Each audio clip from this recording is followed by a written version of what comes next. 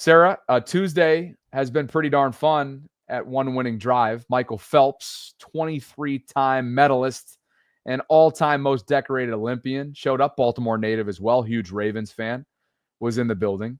Ray Lewis, Hall of Famer, 2-time Super Bowl champ, all-time Raven, was in the building as well. And here they are kind of bopping around, hanging out on the facility.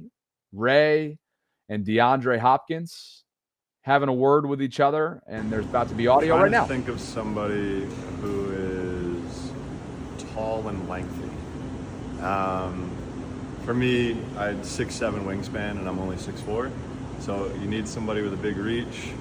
And you don't want to be really barrel-chested, so I don't know. Kyle Hamilton? Yeah. Lanky enough? I could see Kyle. It would take a lot, though. It would take a lot. To be an Olympian, I mean, I went 6 years without missing a single day in the pool. So yeah, y'all know the grind, but this is a different grind. You're gonna see today what it is. It's like individual tubs that was used for guys. Michael Phelps getting a tour of the new pools, and obviously, as you just heard there, audio was ever so slightly low, but Ravens Productions was catching up with Michael, Sarah, asking him which Raven would best translate to swimmer status, and he really couldn't give him a concrete answer. I guess Kyle Hamilton can be in the conversation. That He's was rangy. funny, though, how he's like, yeah, I guess he could be, because he kind of described Kyle Hamilton, so I think it was good for Cassie to be like, yeah, okay, Kyle. He's like, I guess. And then he just kind of flexed on him. He's like, but do you even know? He's like, I know you guys work hard around here. I know you grind. He goes, but I was in the pool every day for 6 years. Every day. It's like, it's a different level is what he's basically trying to say. The wingspan is absurd from It Phelps. is absurd. 6'4" height, standing-wise, 6'7" wingspan. And, oh, by the way, it's a big week in the Baltimore area, especially for those of you who are into golf, because the BMW Championship takes place at Caves Valley. So Michael and Ray pictured here, courtesy of Ravens Productions, with two professional golfers, Andrew Novak and Chris Gotterup. Michael Kim, who's a very popular Twitter follow, also on site. And there on the right-hand side, as you saw in the video that we just spliced together, is Ray and DeAndre hanging around, catching up with one another, and a lot of royalty going around at One Winning Drive. You want more royalty? This is my favorite clip that came out. I sure appreciate Michael Phelps being there. Appreciate the star power there. But how about Ray Lewis coaching up Lamar Jackson for a minute on the field? Every time. I'm making you come out of that spot every time. Because I know how dynamic you are from the spot. So I want you to be rattling everywhere. Yeah! Then I got my hunters over here hunting.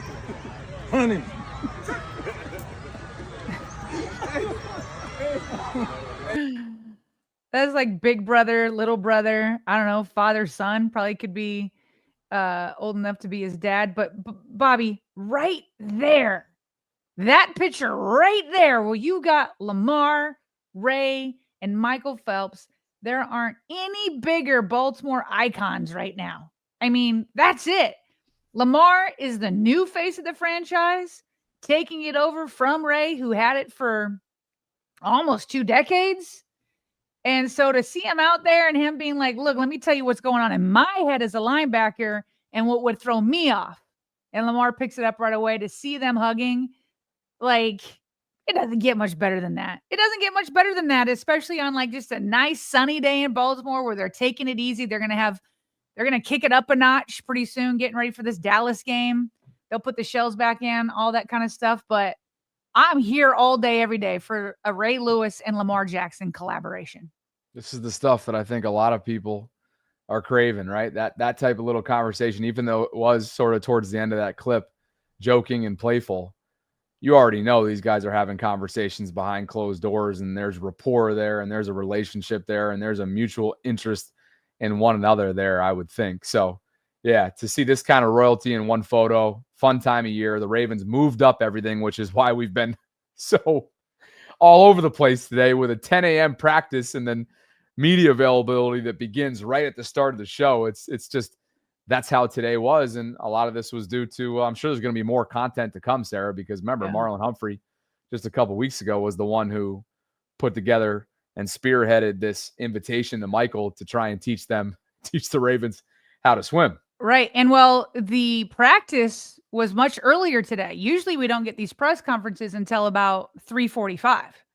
And so they moved it up. And the reason being is even the Today Show was there kind of chronicling Michael Phelps being there. And obviously I'm sure they'll get Ray Lewis in there. So I'm excited to see what the Today Show comes up with. But they moved practice just for this, and this all started with the social media clip of Marlon Humphrey and company in the pool saying, hey, come teach us how to swim. And by the way, Zach Orr, who's now the Ravens defensive coordinator, but former teammate, former inside linebacker with Ray Lewis, Zach Orr talked about what it was like for him and the defense to have the GOAT back in the house. I mean, obviously, Ray Lewis is an iconic figure, man, iconic sports figure. And then to have a guy of that magnitude as a person and as a player, to be part of our organization, to come back, I mean, I enjoyed it. It's a surreal moment for me. I grew up watching him as a kid, so he has plenty of pictures, plenty of honors around the building. So I think it's great for guys who haven't had a chance to meet him or see him up close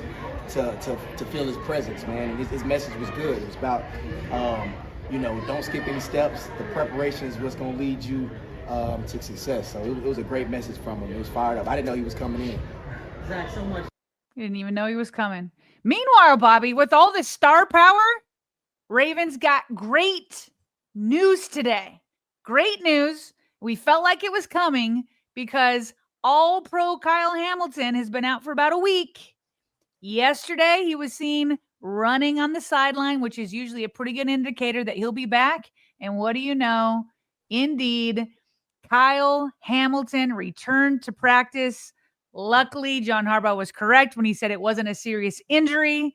And so the All-Pro is back, which is great because he needs to be practicing with his rookie counterpart in Malachi Starks. And we've seen it before. PFF has already said it. They think this will soon be the best safety duo in football. I certainly think they have the ability to do so. It just needs to come to fruition. But right there, love seeing that these two are going to be back on the field together. Well, right on cue yesterday, Malachi popped. He picked off Lamar for at least the second time this offseason. So there he is going up and getting it.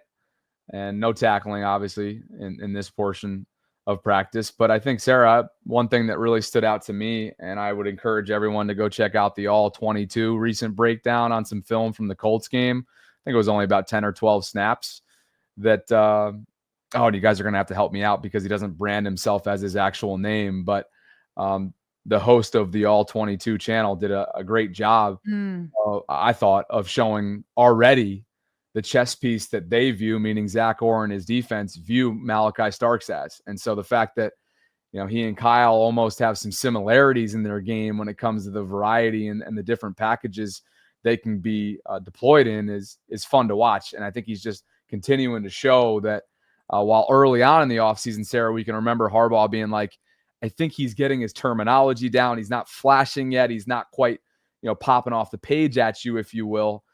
Because of that learning, the processing of the game, you're starting to see maybe the mastery of that portion of it. And now the processing is leading to playmaking very early on. But it's exciting to see that trajectory that Malachi's on. Absolutely. Like I thought it was a good sign in the preseason. He really didn't play that many snaps.